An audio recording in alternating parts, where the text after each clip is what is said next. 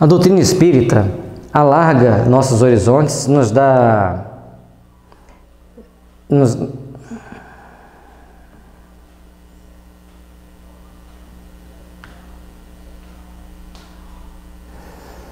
A doutrina espírita alarga nossos horizontes, nos dá uma nova forma de encararmos a vida e principalmente de entendermos como essa vida se processa nos dois planos da vida.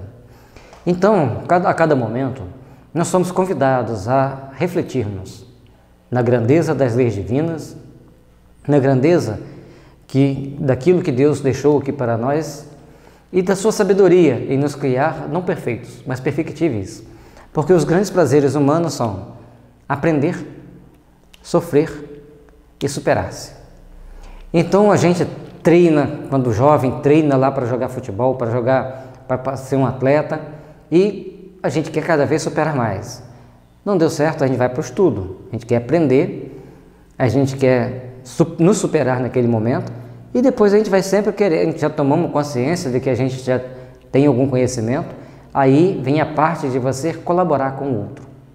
É outro prazer que é dar às pessoas, saber colaborar com o outro. E à medida que a gente entra nesse processo de aprendizado, de crescimento espiritual, as coisas ficam muito diferentes. Tornam-se um novo horizonte para a gente caminhar e para a gente se refazer.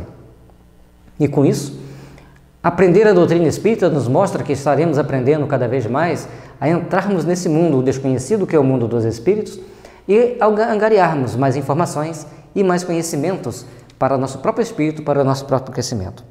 E quanto mais conhecimento adquirirmos, mais a gente cresce como espírito, mas principalmente o conhecimento de rever os seus erros, de começarmos a nos adaptar a uma vida melhor. O item 33 do Livro dos Médiuns: demais fora exato dizer-se que os que começam pela teoria se privam do objeto das observações práticas. Pelo contrário, não só lhes não faltam os fenômenos, como ainda os que eles dispõem maior peso mesmo têm aos seus olhos do que os que pudessem vir e operar-se sem a sua presença.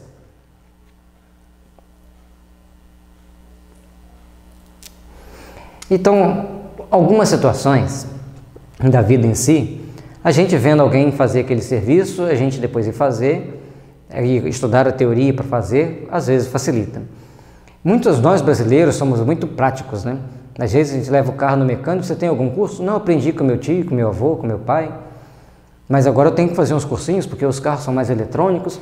Então nós temos essa praticidade natural, é uma coisa nata do brasileiro, que talvez certamente poucos lugares no mundo vai ter essa característica nossa.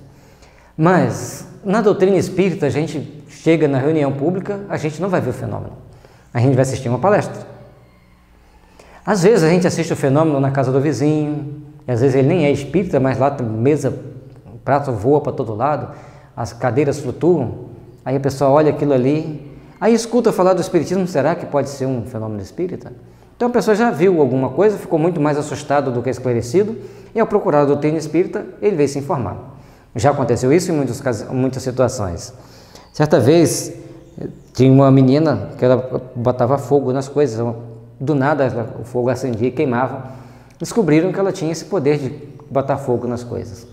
Na sua região, todos ficaram muito curiosos, buscaram várias explicações, vários expositores das mais correntes filosóficas, religiosas, foram lá fazer as palestras, mas a família dela e ela não se tornaram espírita, mas a região se tornou espírita, porque é aquela que deu uma explicação mais sensata para aqueles fenômenos que ocorriam. Então, a doutrina, os fenômenos, às vezes, não despertam aquele que vivencia, mas aqueles que ouvem falar, ou que até mesmo vivencia de longe. Aí ele vai procurar a se instruir e ter a informação. Então varia muito, como Kardec já disse a Tales, a forma de se convencer, mas a melhor delas é pelo estudo.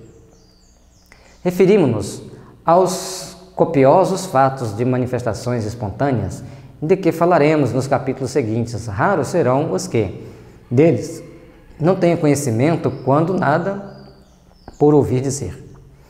Outros conhecem alguns consigo mesmo ocorridos, mas o que não prestam quase nenhuma atenção à teoria lhes vem dar a explicação. Então é importante da gente observar na teoria, é importante a gente observar o que aquele fenômeno está trazendo para a pessoa, como ela está lidando com aquele fenômeno e de que forma ela vai vivenciar todas essas situações para poder trabalhar em si mesmo, em seu íntimo, as realizações daquilo que ela precisa realmente fazer para seu próprio processo evolutivo.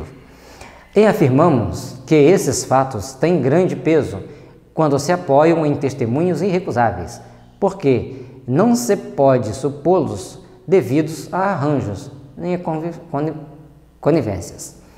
Então, em determinadas situações, as pessoas podem achar que é um arranjo, que alguém foi conivente com aquela situação, mas outras são muito naturais, são muito espontâneas e são realizadas naturalmente. Então, cada situação, cada fato é único, individual, e é aquele ali que vai fazer com que a pessoa entenda como ela vai vivenciar dali para frente cada fenômeno daquele que ele encontra no seu dia a dia, que ele vivencia no seu dia a dia. Mesmo que não houvesse os fenômenos provocados, nem por isso deixaria de haver os espontâneos, e já seria muito que ao Espiritismo coubesse apenas lhes oferecer uma solução racional. Então, quero chegar aqui no centro espírita, quero ver um fenômeno acontecer, provoca um fenômeno para mim. Então eu não vou acreditar. Isso é um parecer de algum.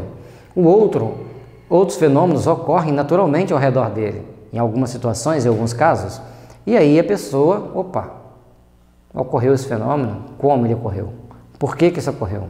E aí ele começa, então, a raciocinar sobre aquele caso, e ao raciocinar, refletir, ele encontrando uma teoria que o explique, ele vai se convencer. Assim, os que leem previamente reportam suas recordações a esses fatos, que se lhes apresentam como uma confirmação da teoria. Mas, conforme a gente já comentou antes, se você já viu alguma coisa, na hora que você lê, vai sedimentar a informação. Ou se você ouviu falar por pessoas sérias e idôneas, você vai procurar se informar, vai procurar estudar e vai entender aquele fato. Então, todos nós, em todos os momentos, nós vamos ter esses momentos de reflexão, subir a montanha para sentir-se mais perto de Deus, não porque está na montanha e vai estar mais perto do céu, mas é uma forma da gente elevar no nosso psiquismo aquele sentimento de subir a montanha para falar com Deus, já desde lá da época de Moisés, mas vai nos levar a refletir. Naquele silêncio, naquele isolamento momentâneo, a gente vai ter as nossas reflexões, vamos ter as nossas oportunidades de pensar naquilo que a misericórdia divina nos oferece, naquilo que Deus traz para nós, para a gente chegar ao ponto de entender que a vida é realmente bela e maravilhosa, digna de ser vivida e, principalmente, nós aprendemos a construir um mundo melhor, mais feliz e cheio de realizações superiores para todos nós.